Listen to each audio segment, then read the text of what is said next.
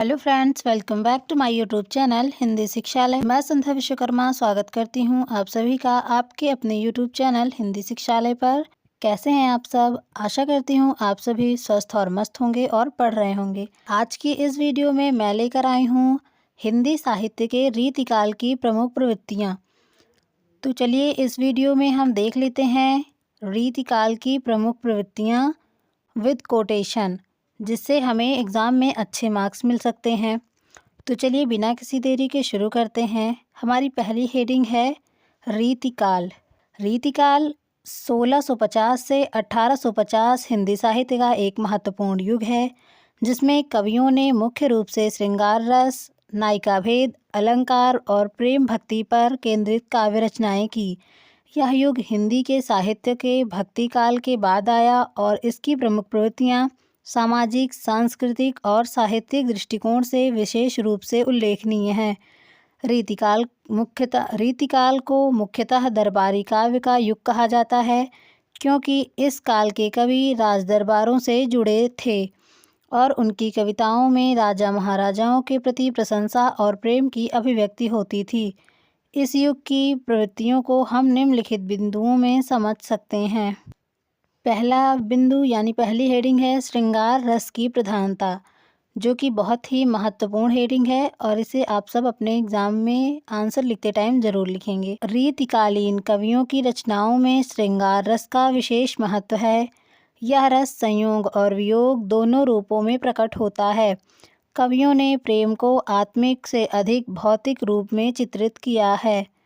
नायिका भेद और उनके हाव भाव, सौंदर्य और साज सज्जा का वर्णन मुख्य विषय था। उदाहरण के लिए हमें कोटेशन देखते हैं। कोटेशन है, नखसिख लेखन लाग सुधा, कवि को प्रेम प्रवाह, सजग सुलक्षण शीस सो, पैठत हरसनि नाह। प्रमुख पंक्तियाँ केशवदास जी द्वारा ली गई हैं। हमारी अगली हेडिंग है नायिका भेद का वर्णन। ये भी बहुत ही महत्वपूर्ण हेडिंग है। आइए इसमें देखते हैं। रीतिकाल में नायिका भेद को विशेष स्थान मिला। नायिकाओं को उनके स्वभाव, अवस्था और व्यवहार के आधार पर वर्गीकृत किया गया, जैसे स्वकीया, परकीया, वैश्या आदि। उदाहरण में हम देखते हैं, जो प्रिय पास रहत सदा, करय सिंगार, सोई स्वकीया जानिए, हर्षत अति उदार।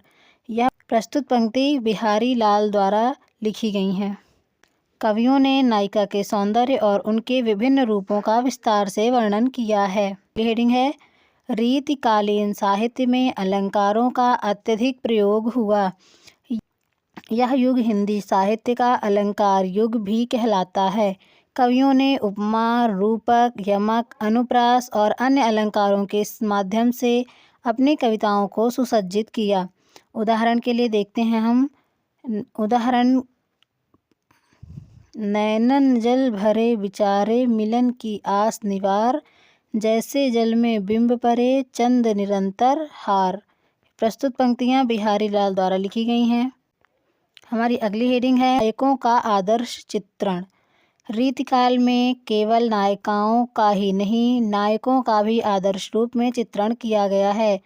नायक को वीर, सौंदर्यवान और गुणवान दिखाया गया है। कवियों ने नायक की वीरता, सौंदर्य का वर्णन भी उतनी ही कुशलता से किया। हमारी अगली हेडिंग है दरबारी संस्कृति और राजसी वैभव का चित्रण। इस युग में राजदरबारों का साहित्य पर गहरा प्रभाव पड़ा। कवि राजा महाराजाओं के संरक्षण में रहते थे और उनकी प्रशंसा में रचनाएं करते थे। राजाओं की वीरता, उदारता और दरबारी जीवनशैली का वर्णन इस काल की कविताओं में प्रमुखता से मिलता है। उदाहरण के लिए हम देखते हैं, सूरज के तेज सम सम्राट की छवि देख, सिंहासन पर विराजे ज्यों स्वर्ग बीच मेघ। प्रस्तुत पंक्तियां भूपति कवि द्वारा लिखी गई हैं। हमारी अगली हेडिंग है भक्ति का हास। रीतिकालीन साहित्य में भक्ति भावना का स्थान कम हो गया। भक्ति काल में जहाँ भक्ति और आध्यात्मिकता प्रमुख थी, वहीं रीतिकाल में यह प्रवृत्ति सीमित हो गई। केवल कुछ कवियों जैसे नाभादास और देव ने भक्ति पर आधारित काव्य रचना की। अगली हेडिंग है अगली हेडिंग है काव्य में श्रृंगारिक और लौकिक प्रेम का वर्णन। यहाँ पर श्रृंगारिक गलत लिखा हुआ है, इसमें ये वाला श्रा रहेगा। आगे देख लेते हैं। रीतिकालीन कवियों ने प्रेम को मुख्य रूप से लौकिक दृष्टिकोण से प्रस्तुत किया। इसमें प्रेम केवल नायक और नायिका तक सीमित था। आध्यात्मिक प्रेम की तुलना में लौकिक प्रेम को अधिक महत्व दिया गया। हमारी अगली हेडिंग है लोक जीवन का अभाव। रीतिकालीन काव्य में आम जनजीवन और उनकी समस्याओं का अभाव स्पष्ट दिखाई देता है। कवियों ने अपने समय की सामाजिक और आर्थिक स्थितियों की उपेक्षा की और केवल दरबारी जीवन व प्रेम को महत्व दिया। हमारी अगली हेडिंग है रीति ग्रंथों की रचना। रीतिकाल में काव्यशास्त्र पर अनेक ग्रंथ लिखे गए, इन्हें रीति ग्रंथ कहा जाता है। इन ग्रंथों में काव्य रचना की विधि और नियमों का वर्णन किया गया। केशवदास का कविप्रिया और आचार्य भिखारीदास का रसार्णव इस युग के प्रमुख रीति ग्रंथ हैं।